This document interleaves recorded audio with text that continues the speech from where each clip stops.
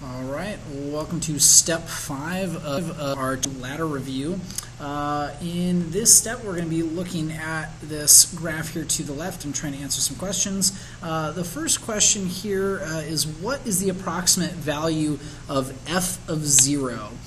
So I'm thinking about if I had the equation of this function and I plugged in 0 for the x value, what is the y value? And there's a hole here, and if I am trying to plug in this value for 0 and there is no value that I'm actually touching, we're going to say that f of 0 does not exist, D and E. There's no value there. For part B says, for which values of x is the denominator equal to 0? Well, that would be anywhere where I have these vertical asymptotes, and they're sort of hard to see on my paper here. Hopefully you can see it a little bit better on yours, but we can sort of visualize them too.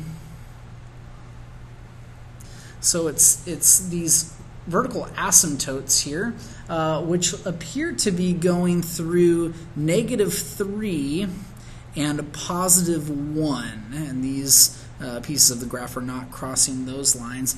So it seems like when x is equal to -3 or 1, that's where the denominator would be 0, because we can see that these pieces are not actually touching those lines there, the vertical asymptote.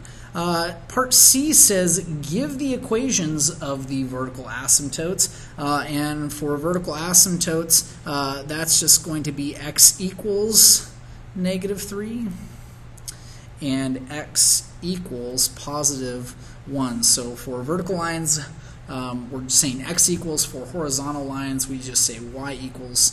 So then I go to part D here, for which values of x is the numerator equal to 0? Well, that's going to be where I actually have my x-intercepts on this graph. It looks like my x-intercepts are here at -2 and at +3. So I'm going to say when x is equal to -2 or 3, those are the values of x where the numerator of this rational function would be equal to 0.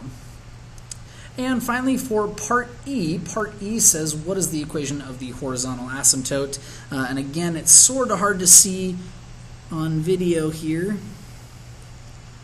but that's going to be this horizontal line that goes through 2, so that is going to be y equals 2.